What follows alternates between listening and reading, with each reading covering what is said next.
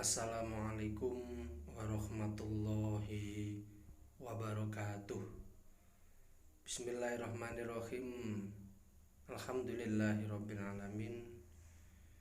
Pada kesempatan ini kita akan membahas tentang hijrahnya Nabi Muhammad SAW ke Madinah. Terlebih dahulu kita ketahui bahwa di antara sebab-sebab hijrahnya Rasulullah SAW, setelah Nabi Muhammad SAW berdakwah secara terus terang, namun hantaman dan siksaan dari kafir Quraisy mulai meningkat. Berbagai cara dilakukan kafir Quraisy agar Nabi Muhammad SAW tidak meneruskan dakwahnya. Bertahun-tahun Nabi Muhammad SAW menyerukan Islam di Mekah, tetapi hasilnya hanya sedikit yang mengikuti ajarannya. Pada saat Nabi Muhammad SAW membutuhkan dorongan dan motivasi dari orang-orang terdekatnya, justru istrinya Siti Khadijah dan pamannya Abu Thalib berpulang ke rahmatullah dalam waktu yang hampir bersamaan. Kehilangan kedua orang tersebut merupakan masalah yang serius bagi Nabi Muhammad SAW dalam menjalankan dakwah Islamiyahnya di Mekah.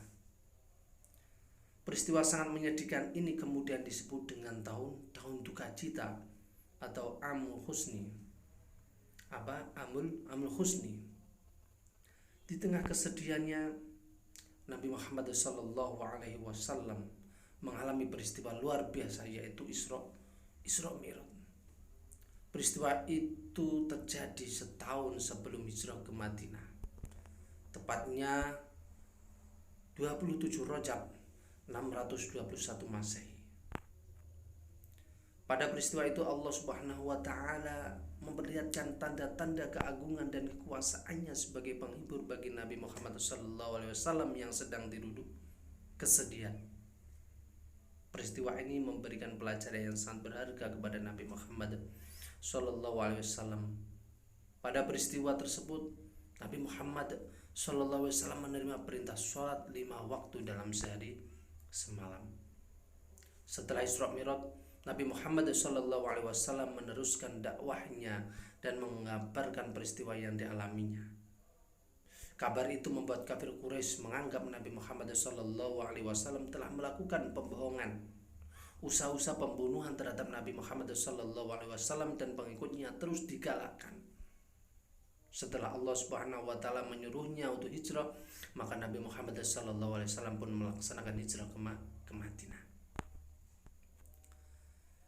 Awalnya pada tahun 620 Masehi.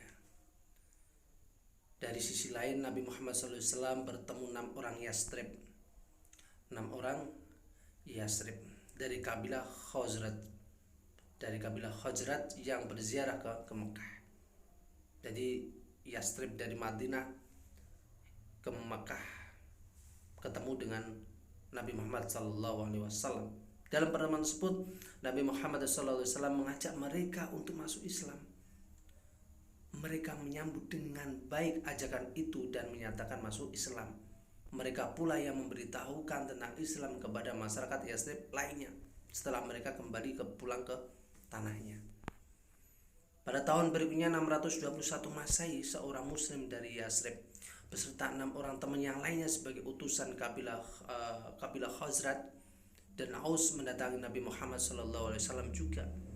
Ke-6 orang tersebut masuk Islam dan melakukan perjanjian di tempat yang bernama Aqabah.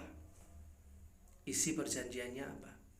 Kami tidak akan mempersekutukan Allah Subhanahu wa taala dengan sesuatu yang lain. Kami tidak akan mencuri, berzina dan membunuh anak-anak. Kami tidak akan saling memfitnah dan kami tidak akan mendurhakai Nabi Muhammad SAW.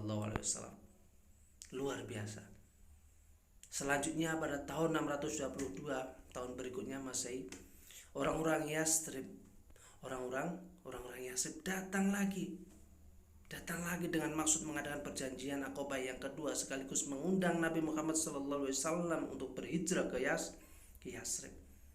Ternyata warga dari sana sangat antusias terhadap Nabi Muhammad SAW yang sangat berkebalikan dengan warga Mekah. Perjanjian Aqabah 2 itu diikuti 70 orang. 70 orang Yasrib dan Nabi Muhammad SAW yang didampingi pamannya Hamzah. Isi perjanjian sama dengan sebelumnya yang pertama. Tetapi jumlah peserta yang memeluk agama semakin banyak. Dalam 2 kali perjanjian yang terjadi, Nabi Muhammad SAW mendapatkan kesan bahwa Islam telah siap berkembang pesat di Yasrib. Kenyataan ini membuat Nabi Muhammad SAW memerintahkan para pengikutnya untuk hijrah ke Yasrib duluan dengan bersembunyi-sembunyi. Sementara Nabi Muhammad SAW bertahan di Mekah bersama Abu Bakar dan Ali bin Abi Thalib. Rencana hijrah Nabi Muhammad SAW yang kemudian setelah para sahabat duluan terdengar oleh kafir Quraisy, kaum Quraisy pun akhirnya merencanakan pembunuhan terhadap Nabi Muhammad SAW. Kafir Quraisy khawatir Islam akan berkembang di Yasrib. Mereka menyuruh para pemuda-pemudanya untuk mengepung rumah Nabi Muhammad SAW karena khawatir akan lari. Akan tapi pada malam itu pula Nabi Muhammad SAW membisikkan kepada Ali bin Abi Thalib supaya memakai selimut beliau dan berbaring di tempat tidurnya. Dan atas izin Allah, Nabi Muhammad SAW berhasil keluar dari rumahnya dengan selamat. Tidak lama setelah Nabi Muhammad SAW meninggalkan rumahnya, para pemuda Quraisy terbangun dan masuk ke rumah beliau dengan penuh nafsu untuk membunuh. Akan tetapi apa yang terjadi? Mereka hanya mendapatkan Ali bin Abi Thalib yang sedang tidur.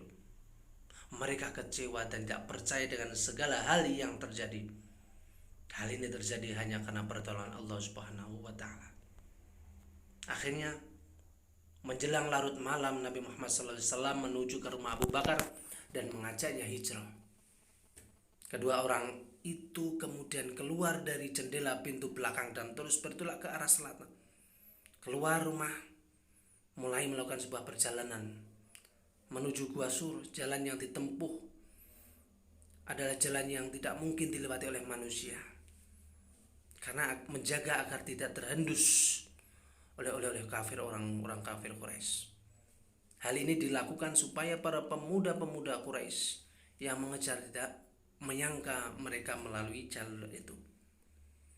Dalam perjalanannya mereka berdua sempat bersembunyi di Gua Sur selama kurang lebih 3 hari 3 malam.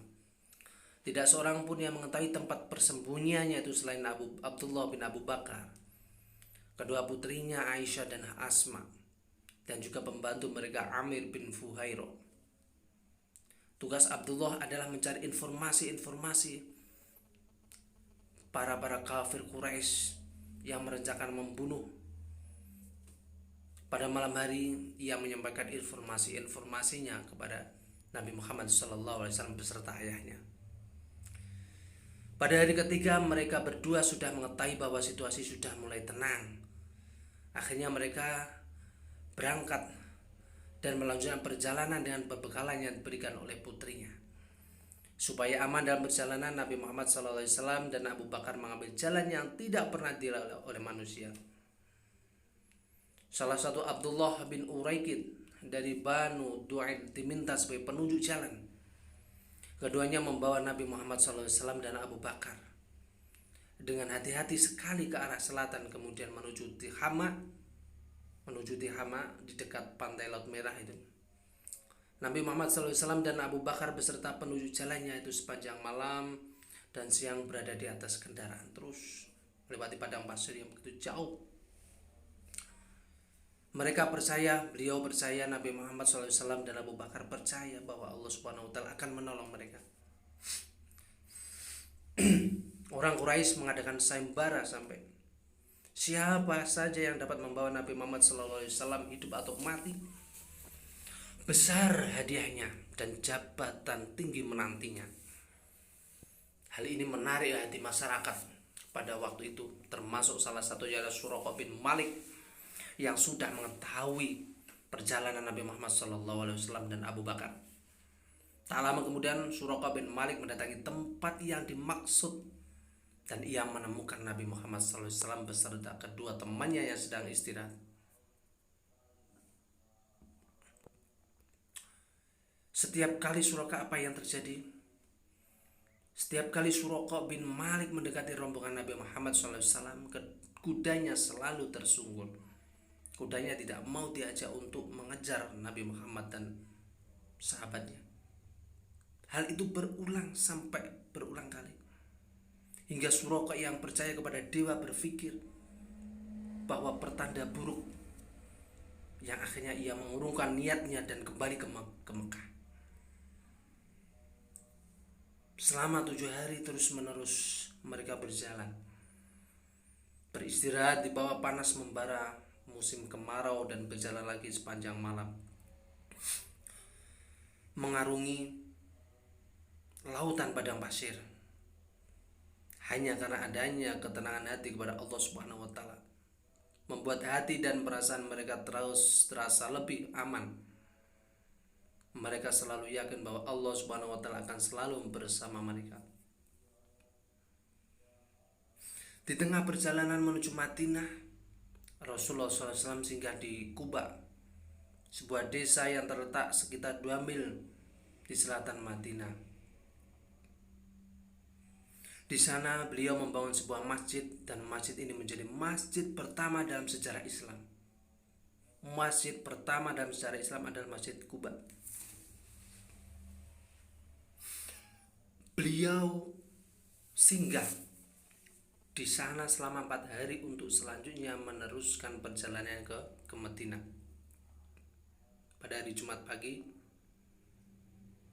beliau berangkat dari Quba dan tiba di perkampungan Bani Salim bin Auf, tepat pada waktu sholat Jumat. Dan setelah beliau di sana, inilah sholat Jumat pertama di dalam Islam, dan khutbahnya pun merupakan khutbah yang pertama. Nabi Muhammad SAW dan Abu Bakar tiba di Madinah pada tanggal 12 Rabiul Awal. Kedatangan beliau telah dinanti-nanti masyarakat Madinah pada hari kedatangan Nabi Muhammad SAW dan Abu Bakar. Masyarakat Madinah sudah menunggu di jalan yang akan dilalui oleh Nabi Muhammad SAW, lengkap dengan regu-regu genderangnya.